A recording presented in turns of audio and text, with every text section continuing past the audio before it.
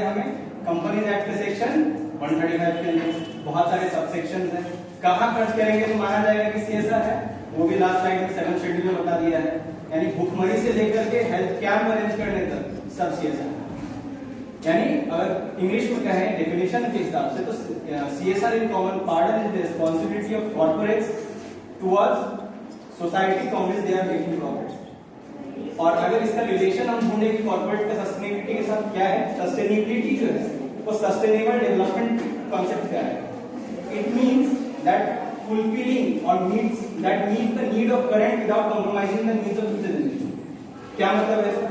यानी जब भी हम कोई नेचुरल रिसोर्स को यूज करके कोई भी कोई काम कर रहे हैं तो हम ये जरूर ध्यान रखेंगे कि जो फ्यूचर जनरेशन है उसके लिए हम कुछ चीज छोड़ दें। अब नेचुरल रिसोर्स क्या होता है? एयर, वाटर, कोल, पेट्रोलियम, नेचुरल गैस, सब नेचुरल रिसोर्स। अब तक हमने थ्योरेटिकल देखा, but why it was important? CSR की क्या जरूरत है? क्या जरूरत है? गवर्नमेंट को इतना सारा प्रोविजन बना दिया और कंपनीज को दायित्व दे दिया कि मतलब काम करते हो, क्यों जरूरत है रिस्पांसिबिलिटी? अब हम वही जानेंगे कि why it was important to mandate. India first country है जिसने लीगली सीएसआर को मैंडेट किया है ऑन 1 अप्रैल 2014। बहुत सारी कंट्रीज हैं जिसका जीडीपी, पर कैपिटा इनकम सब इंडिया से बेटर है, बट स्टिल इंडिया ने ही क्यों किया? आखिर क्या जरूरत पड़ी? उसको जानने के लिए हमें कुछ डेटा देखेंगे, क्योंकि कॉर्पोरेट सस्टेनेबिलिटी जो है वो इकोनॉमी से रिलेट करता है, एनवायरमेंटल स्टडीज से रिलेट करता है, and economy never speaks without data. If you look on the data, it is a financial year 2020-21, that is a pandemic year. यानी पैंडेमिक ईयर भी एक ऐसा ईयर है जिससे सबको पता चल गया, चाहे कोई अपोजिशन में हो या फिर उसके सपोर्ट में हो।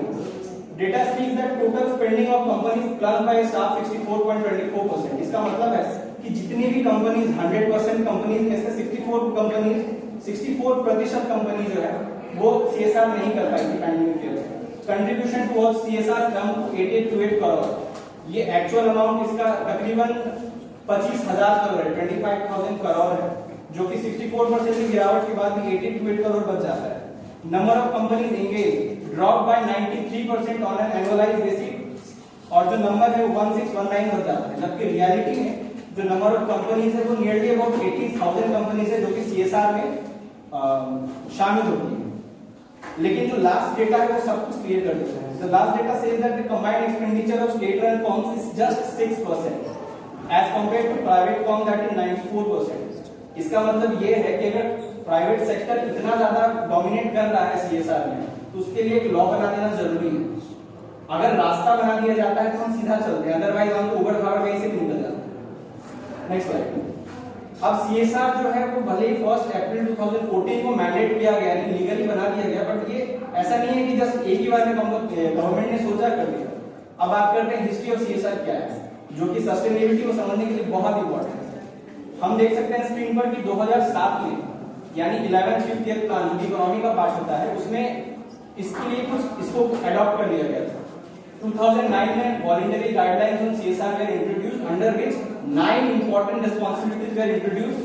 In 2010 the parliamentary standing committee was built, और यही 2010 ही एक ऐसा ईयर है जिसमें कंपनीज बिल के अंदर में इसको लीगली ये मान्यता मिल गया था प्राइवेट सेक्टर को। एंड देन शुरुआत हुआ है 2007 में, लेकिन वो खत्म हो रहा है 2014 में, 2014 में mandatory provisions of CSR under section 135 of companies act came into effect from 1 अप्रैल 2014। अगर हम बात करें तो टोटल नंबर ऑफ कंपनी जो कि यहाँ पे शामिल है वो है 18,000। टोटल अमाउंट है नियरली अप्रोक्सीमेटली 25,000 करोड़। अब टॉप 10 स्टेट की अगर बात करें तो टॉप 10 स्टेट में रैंक फर्स्ट वही आता है जो हमारा फाइनेंशियल कैपिटल माना जाता है, यानी yes Mumbai. Maharashtra comes at the first, then Andhra Pradesh, Karnataka, Tamil Nadu, Gujarat, Rajasthan, Delhi, and then come the West Bengal. अगर टॉप 10 कंपनीज की बात करें तो रिलायंस इंडस्ट्रीज जो है वो टॉप पर है, फिर एनटीपीसी, ओएनजीसी और टीसीएस आती है। Next slide.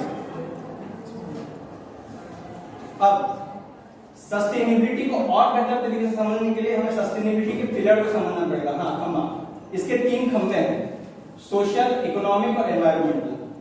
अब क्यों जरूरत पड़ी कॉर्पोरेट सस्टेनेबिलिटी की? तो प्राइवेट सेक्टर्स क्या करते हैं, उनका मेन काम रह जाता है सिर्फ प्रॉफिट अर्न करना।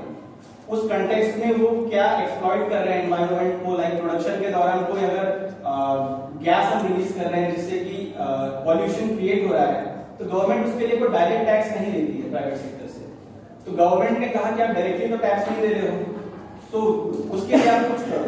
अब इसको और बेटर समझने के लिए हम एक रेफरेंस का यूज करते हैं। John Elkington, a global authority on corporate responsibility, ने अपनी एक बुक में जो कि 1997 में पब्लिश हुई थी, बुक का नाम था enter the triple bottom line, उन्होंने बोला कि कंपनीज का काम सिर्फ सस्टेनेबिलिटी पे ध्यान देना अगर हम कहेंगे तो नहीं होगा, उसे बिजनेस के साथ मिला करके चलना पड़ेगा। और यही कंसेप्ट जो है आगे जाकर के थ्री ओवरलैपिंग सर्कल्स के नाम से प्रसिद्ध हो गया।